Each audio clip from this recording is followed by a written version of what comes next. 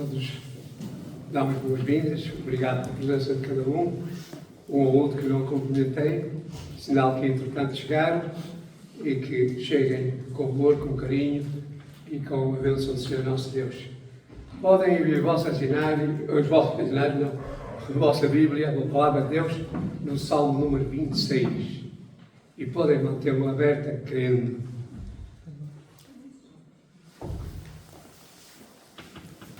Dizem que, qualquer que seja o nosso estado de humor, há sempre um salmo que expressa precisamente o que nós estamos sentindo. Se estamos contentes, há um salmo que reflete ou que se encaixa nesse estado. Se estamos tristes, há um salmo que reflete essa emoção. Se estamos enfurecidos ou zangados, há um salmo para esse sentimento. Ponderemos, irmãos, alguns desses estados de humor e de sentimentos, bem como lidar com aqueles que nos são os mais negativos. A maioria de nós já fomos maltratados ou sofremos qualquer injustiça. Talvez alguém se tenha aproveitado de nós. Talvez tenhamos sofrido abusos no casamento, no lar, nos negócios, no trabalho, nas amizades ou outros relacionamentos. Talvez pensemos que a vida nos tenha ou tem tratado de um modo injusto. Estamos doentes, sozinhos ou com medo. Quando queremos ou sentimos que somos maltratados, lutamos nós com cada um de nós, certamente, e à sua maneira de ser, com algumas emoções, digamos, comuns, como, por exemplo, ressentimentos, ficamos ressentidos, confusos, às vezes, porque é que isto acontece, desiludidos e, às vezes, talvez, com raiva. Sentimos-nos magoados. O Salmo 26, conforme eu vos disse, para abrir a vossa mente, pode-nos colocar tais emoções na balança. Se quiserem aceitar o meu conselho, meditem dele durante a próxima semana. E não só, mas meditem dele.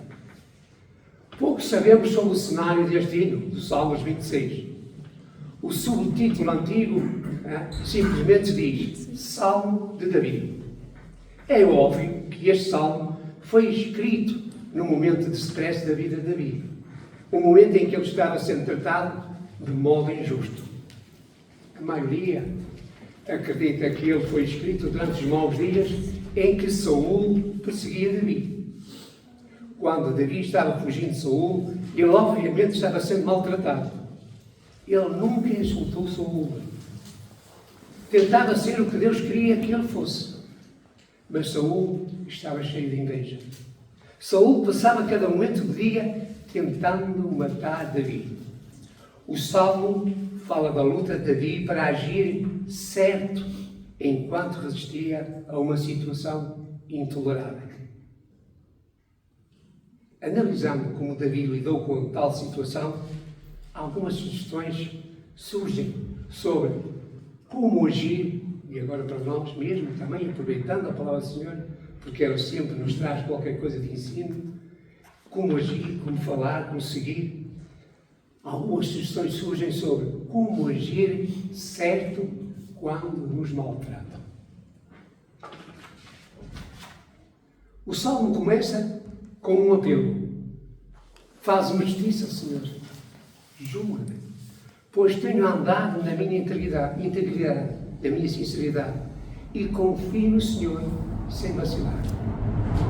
Este apelo prepara a atmosfera em que algumas sugestões a seguir podem ser eficazes, irmãos.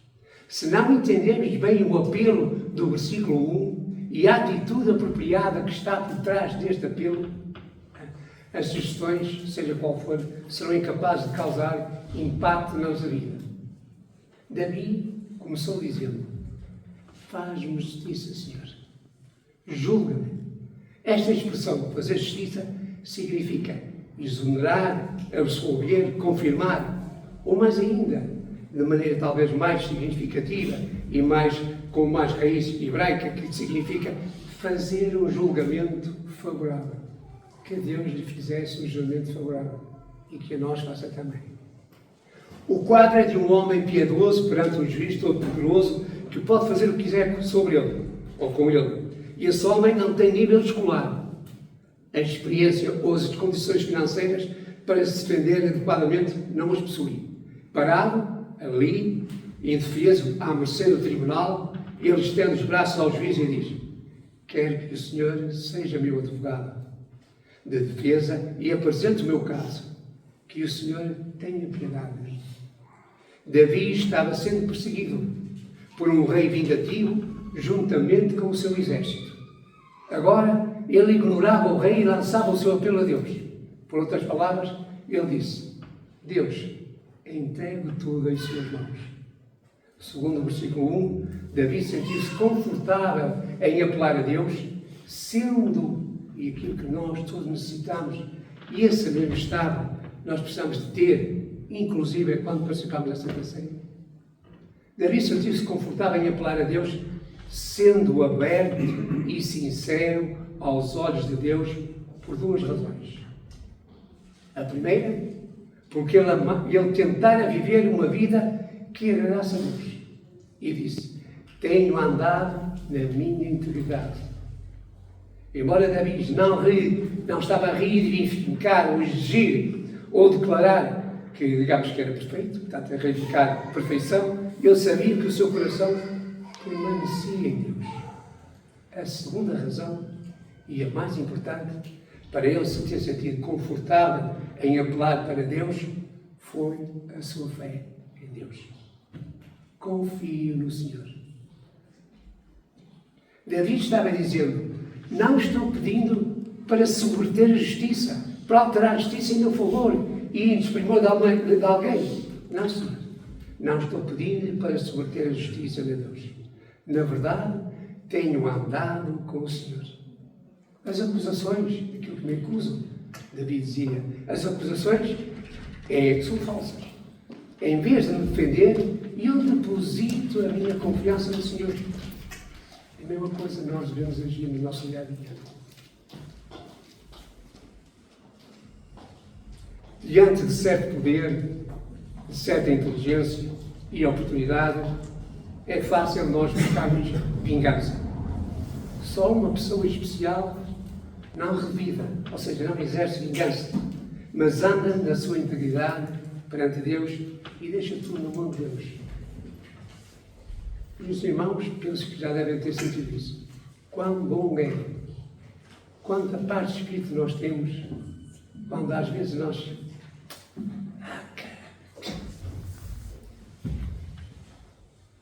Senhor, seja feita a tua vontade.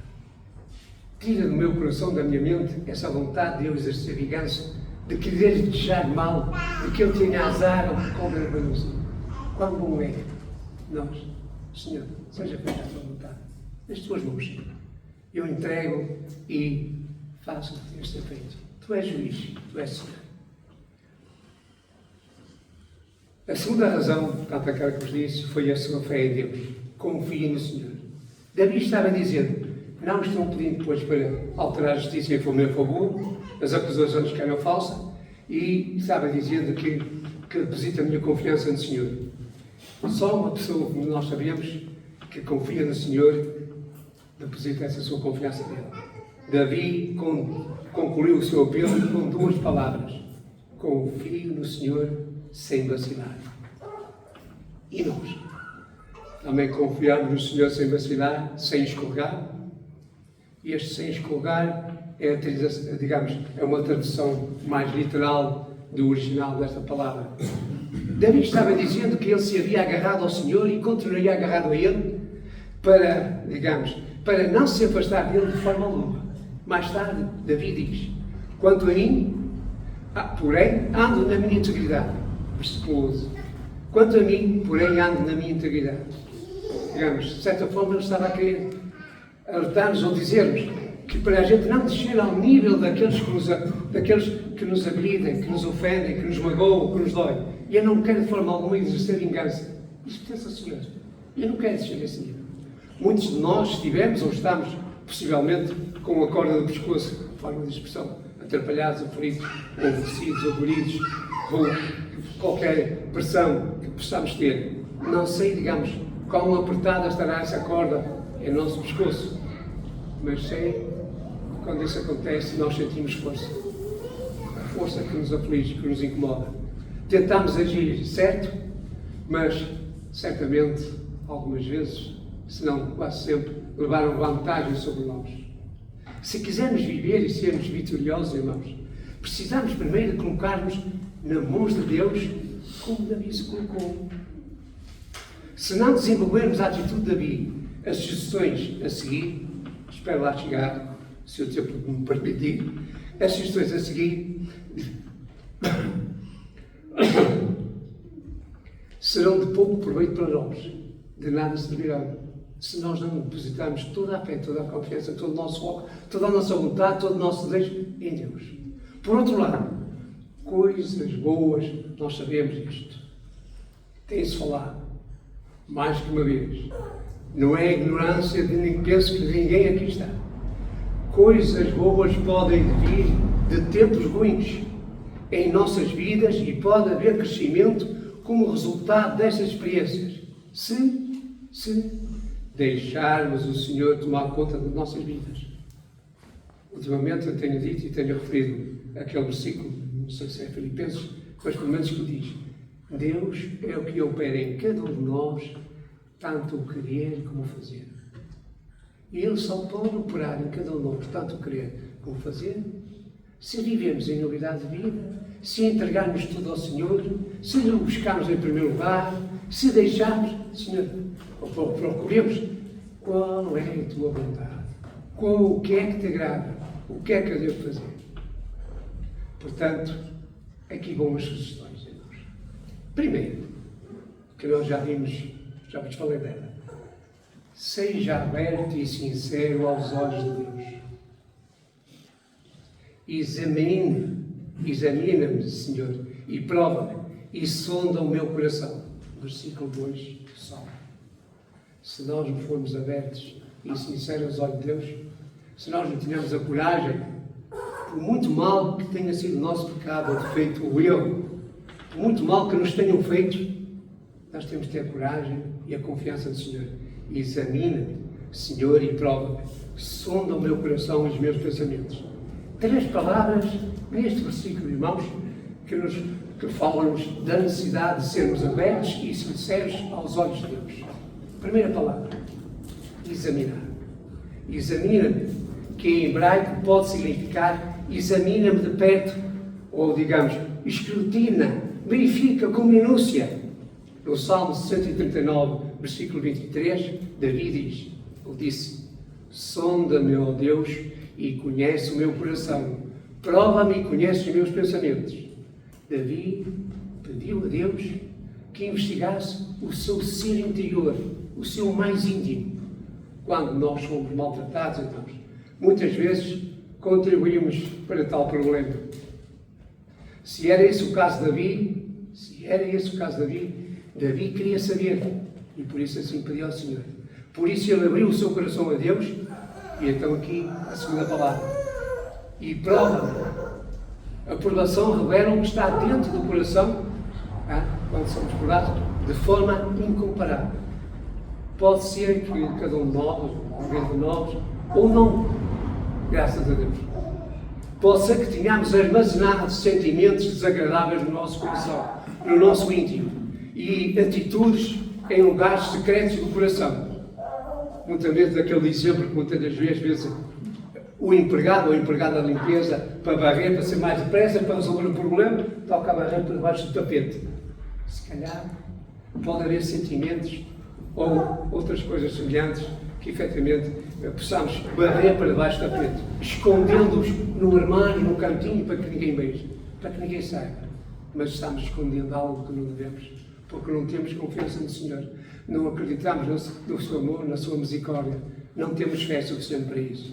Todavia, quando surgem os problemas e ficamos com raiva ou desiludidos, de repente todos estes pensamentos que estavam escondidos ou atitudes que saem dos esconderijos, vêm logo de cima e reagem, normalmente, para as nossas palavras. Sem domínio próprio, pumba, aí está. Mais uma palavra desagradável, mais uma coisa que magoa o nosso irmão, nosso familiar, nosso amigo, nosso inimigo. Aí está um mau testemunho. Aí está uma luz que devia brilhar no mundo e que não brilha porque a vela foi apagada nesse momento. A luz apagou-se e veio ao de cima o que era negativo, o que Deus não quer. Pode ser confuso e até surpreendente. Davi disse: quero saber o estado do meu coração. A terceira palavra é sondar. Que Deus sondasse, que Deus sonde o nosso coração, que esquadrinhe o nosso coração. Sonda-me o coração e os meus pensamentos, os nossos pensamentos. Deus sabe, mas Deus quer. E Davi aqui não mais, sonda-me.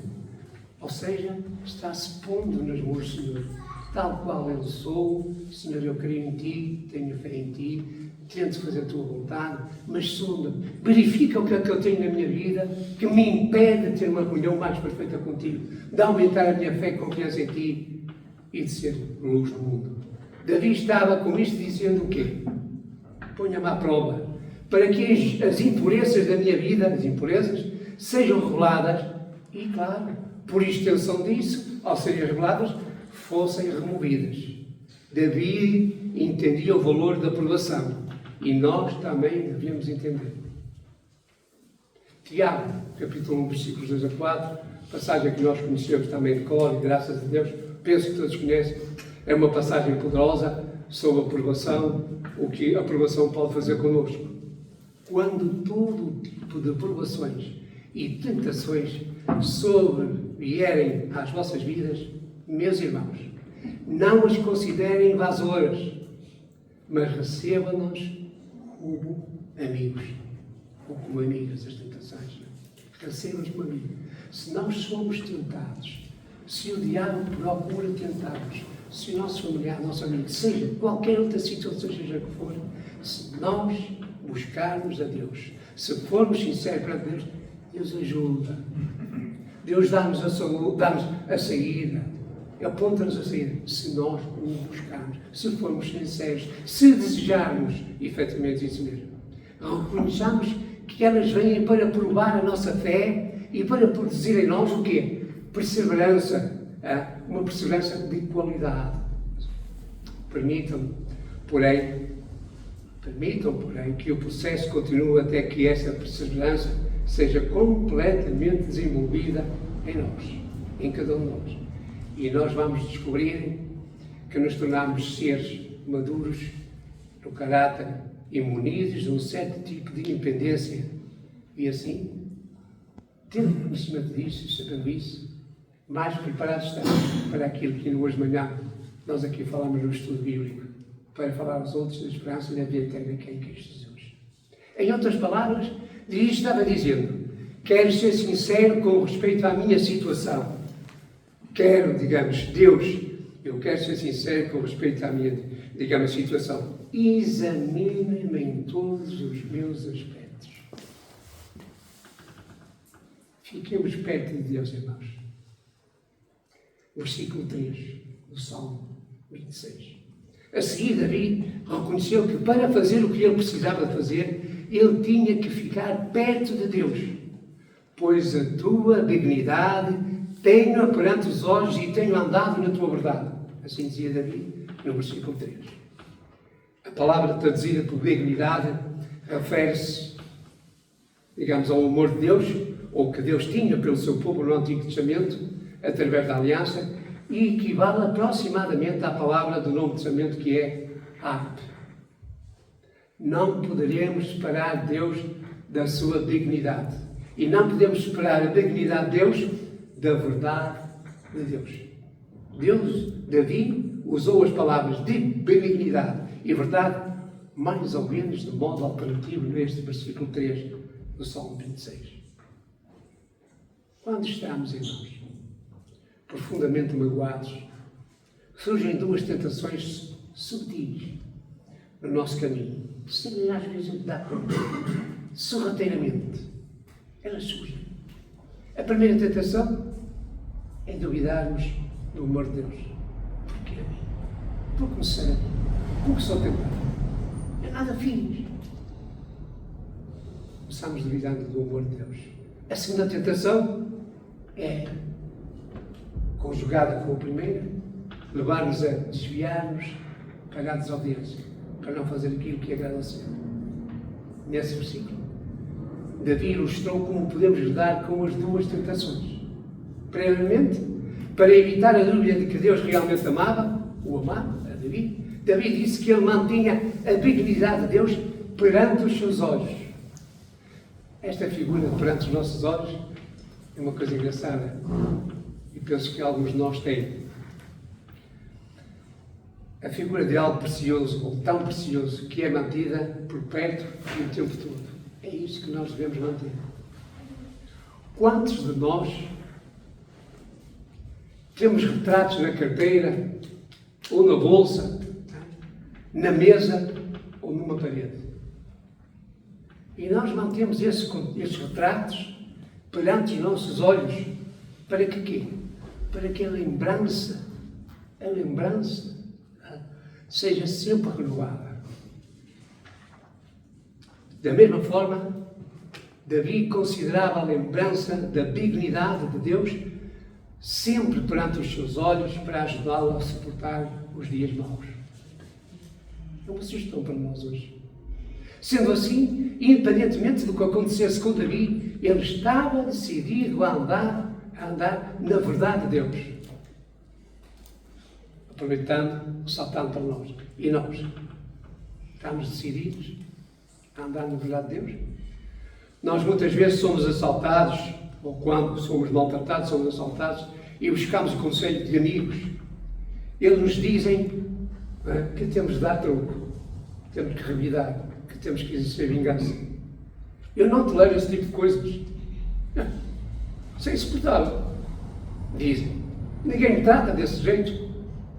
Tais amigos são responsáveis, irmãos, por muitos dos divórcios hoje em dia. E infelizmente acontecem no nosso meio. Um amigo da verdade faz-nos lembrar qual é o conselho, a verdade de Deus. Um amigo da verdade perguntaria: qual é a vontade de Deus neste caso? Um amigo da verdade nos incentiva a andarmos na verdade de Deus. Temos que valorizar pessoas assim. Cuidado com os mais. Cuidado com as pessoas com quem nós nos associamos. Versículos 4 e 5 do Salmo 26. O conceito de amizade introduz a terceira sugestão. Cuidado com quem você se associa após ter sido maltratado ou sofrido, digamos, uma injustiça. Quando somos maltratados, nós ficamos vulneráveis. E é um momento em que Satanás pode entrar em nossas vidas e influenciar-nos a fazer o que normalmente não fazíamos. Reconhecendo isto, Davi escreveu: não me tenha sentado com homens falsos e com dissimuladores não me associo. Aborreço a súcia de malfeitores e com os ímpios não me assento. Estes versículos podem soar um tanto rudes aos nossos ouvidos, ao ouvido de um cristão, não é? Mas precisamos de entendê-los, digamos, dentro de um contexto. Davi estava ilustrando o facto de que ele havia andado com sinceridade e verdade. Uma prova disso é que ele não andava no caminho em que os inimigos de Deus andavam. De facto, Davi odiava como viviam os maus. Não o pecador, mas sim o pecado. Para melhor compreender o que Davi estava dizendo, relacionemos isto com a situação de Davi, provavelmente estava enfrentando quando Davi estava enfrentando neste momento, quando redigiu este salmo. Enquanto Davi fugia de Saul, ele tinha amigos que o aconselhavam a quê? A retaliar, a revidar, a exercer vingança. Por exemplo, observemos 1 Samuel 26. Saul tornou a vida de Davi miserável durante anos.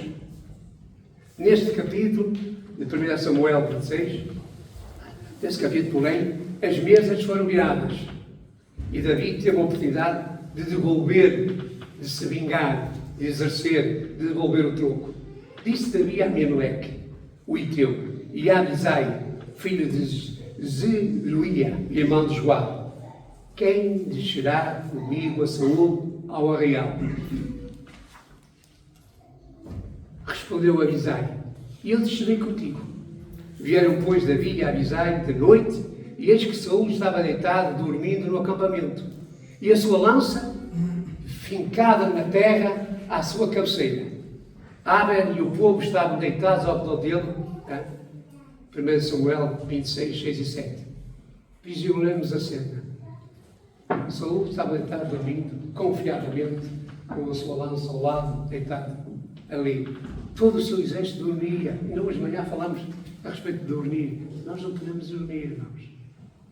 Vejam o que acontece. Olhem uns simples exemplos, mas vejam o que acontece. Visualiza a cena. Saul estava dormindo com a lança fincada no chão, perto da cabeça. O capitão do seu exército, Abner, e todos os soldados dormiam profundamente também. Abisai, vendo esta situação como providência de Deus, disse a Davi: Deus te entregou hoje nas mãos o teu inimigo. Deixa-me, pois, agora encravá-lo com a lança ao chão, de um só golpe. Não será preciso segundo. 1 Samuel 26, 8. Observemos o conselho dado a Davi. Abisai estava-lhe dizendo: esta é a sua oportunidade, Davi. Ou seja, tantos anos de perseguição, a perseguir, a tentar matar Davi, surgiu aquela oportunidade e este amigo, Abisai, esta é a tua oportunidade, Davi. Você nem precisa responsabilizar-se por esse sangue.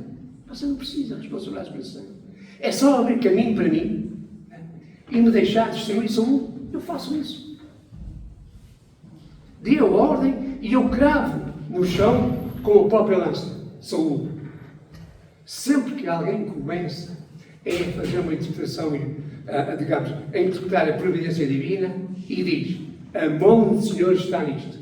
A primeira coisa que cada um de nós precisa fazer é perguntar: está isto de acordo com a vontade do Senhor? É esta verdade revelada que Deus quer? É aquilo que eu vejo? É aquilo que eu leio? Senhor, é a tua vontade?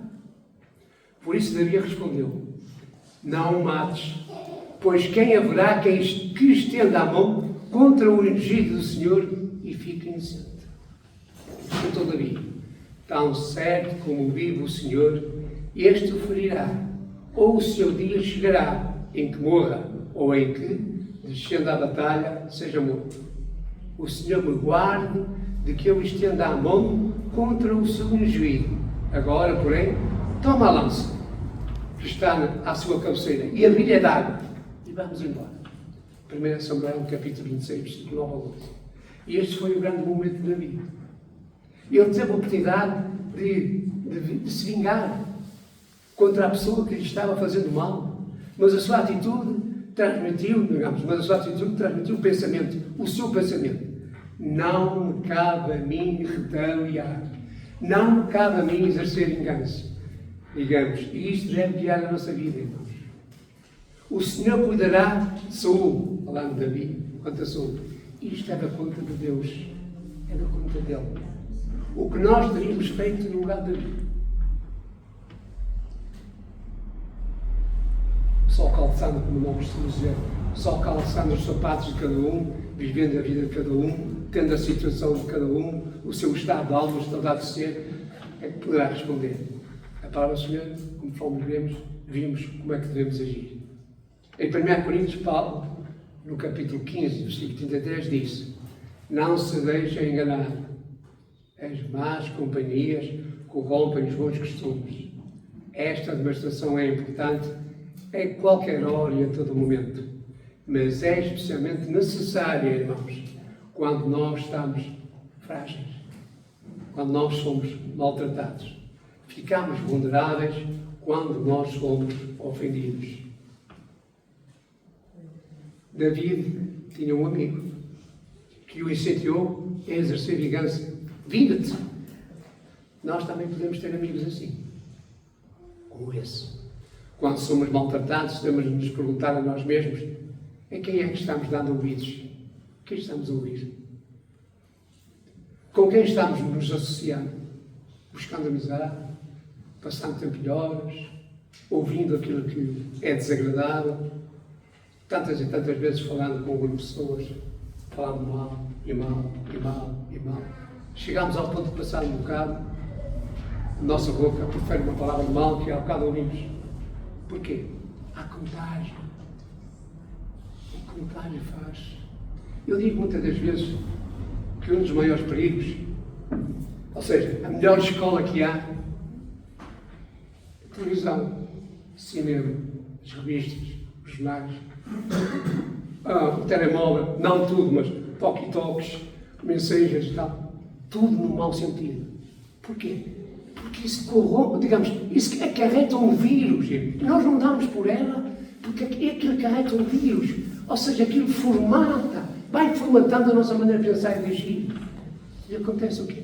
Acontece que na primeira oportunidade, quando efetivamente nos maltratam, quando dizem qualquer coisa que a gente não gosta, que a gente fica ferido e tal, a primeira coisa que vem ao de cima é uma palavra má.